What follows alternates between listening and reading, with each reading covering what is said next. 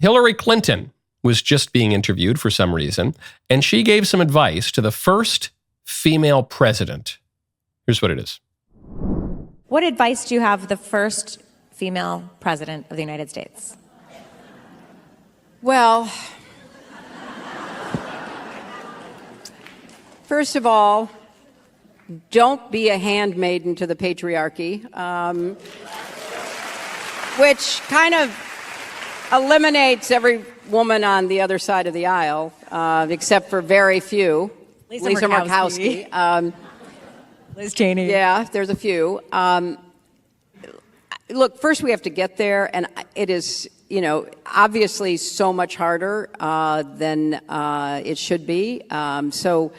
If a woman runs who I think would be a good president, as I thought Kamala Harris would be, and as I knew I would be, I will support that woman. Okay. Well, thanks. Anyway, moving on. Hey, lady who lost multiple runs for the presidency. What do you think the first female president should do? Oh, great, because then I'll be sure to tell her to do the opposite if she wants to win. And her advice is totally to be expected. Don't be a handmaiden to the patriarchy. And a very telling addendum there, she says, which of course excludes the entire other political party, with the exception of Lisa Murkowski. All these Republican women, they're out because they're handmaidens to the patriarchy. What does it mean? What does she mean to be a handmaiden to the patriarchy? I think what she's talking about basically is opposing infanticide, thinking that it's wrong for a mother to murder her child. That's what she's really getting at, I think. There are other issues that are ancillary, but that's the big one. Don't be a handmaiden to the patriarchy. Let's just take her at her own words. Why does Hillary think?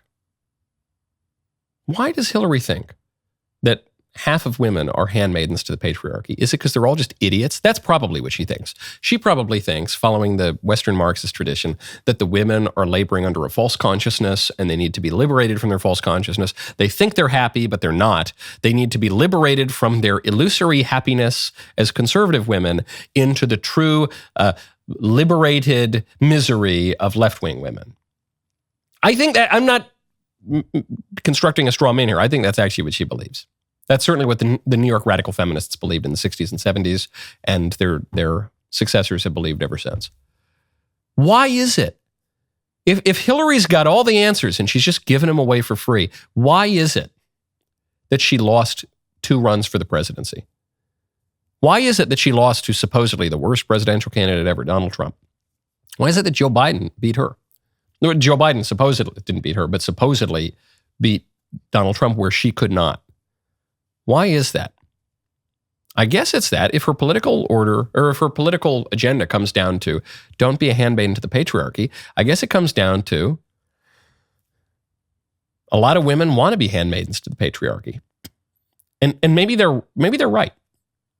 Because what do we mean by patriarchy? What we mean by patriarchy is that men and women are different.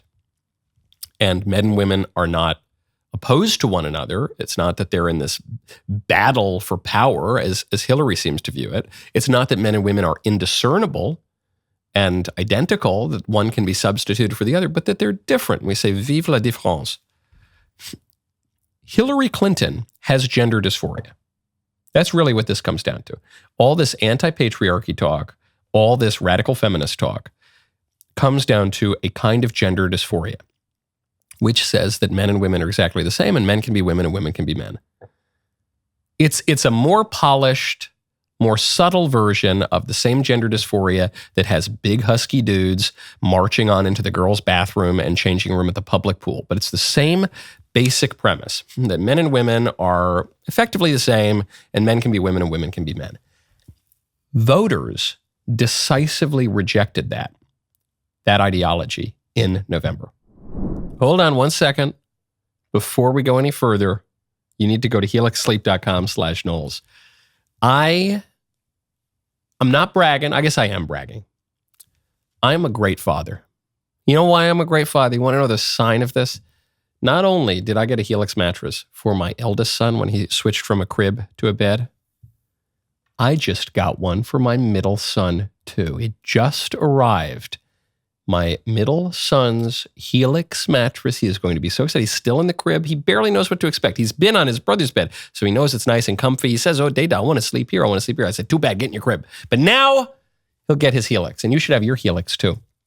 I've had my Helix for like 5 years or something now. It's absolutely magnificent. They don't just sell you a random mattress. They match you with the perfect mattress for your body and for your sleep style. Whether you're a side sleep or a back sleep or somewhere in between, they've got you covered. All you have to do is take their sleep quiz. You'll find your ideal match. And when you find the right match, you're going to wonder how you ever slept on anything else.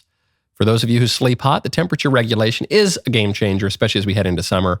Right now is the perfect time to upgrade your sleep because Helix is offering a marvelous Memorial Day sale. Go to helixsleep.com/Knowles, get 27% off site-wide, plus a free bedding bundle, which includes a sheet set and mattress protector with any Luxe or Elite mattress order. helixsleep.com/Knowles for 27% off site-wide, plus a free bedding bundle with any Luxe or Elite mattress order. helixsleep.com/Knowles. Start sleeping better tonight.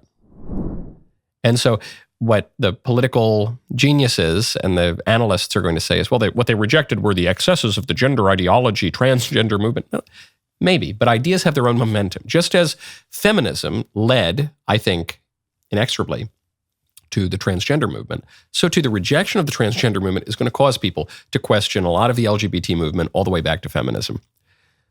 It's going to question that gender ideology because sex is at very, very near to the heart of human nature.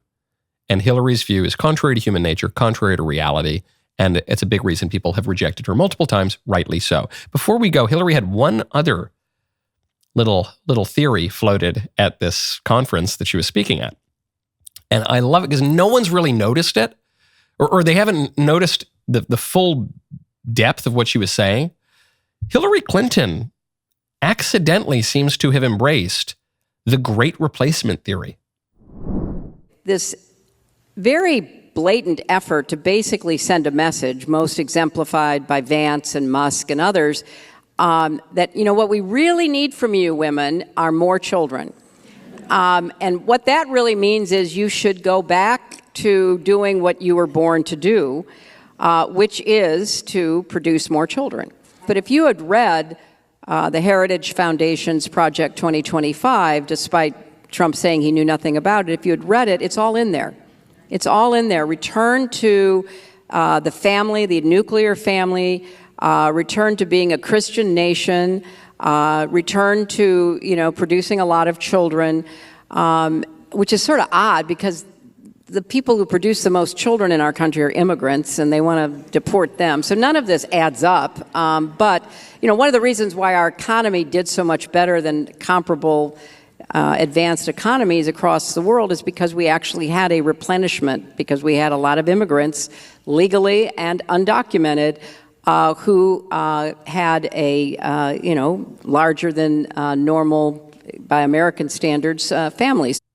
Did you catch that? So we've been told for years by the left that there's this crazy, evil conspiracy theory called the Great Replacement, whereby liberal political forces want to change the demographics of the United States by encouraging mass migration and discouraging procreation. That's the evil, crazy, supposedly bigoted, racist conspiracy theory. Never mind that the left has explicitly embraced this theory on multiple occasions, including in the pages of the New York Times. It gets to what Michael Anton calls the celebration parallax, which is when the left notices something, they can celebrate it. When you notice something, it's a conspiracy theory. Like you could be noticing the same thing. Just depends on what your attitude is. If you like it, then it's good and it's real and we can celebrate it. If you dislike it, then it's not happening. It's a crazy conspiracy theory. But what Hillary just said is the Republicans want to encourage women to have more children. And that's really bad because we don't need American women of all backgrounds, of all races, we don't need actual American women to have children. We just are going to import immigrants from the third world. And they're going to have more children than the American population. And that obviously is going to change the demographics of the country. And that's a good thing. Unless you acknowledge that, unless you say exactly what Hillary Clinton just said, in which case that's not happening. It's a conspiracy theory and you're a bigot. Hillary Clinton, I would not take advice from this woman. If you want to be the first woman president or anything else. That's not whatever currency, whatever political currency that Clinton advice used to have ain't happening anymore. This is not your grandpa's Republican Party or political order. What did you think about that clip? I don't want to put words in your mouth. You liked it. Okay. And I think you want more of it. And the way to do that is to subscribe to my YouTube channel, and we'll see you next time.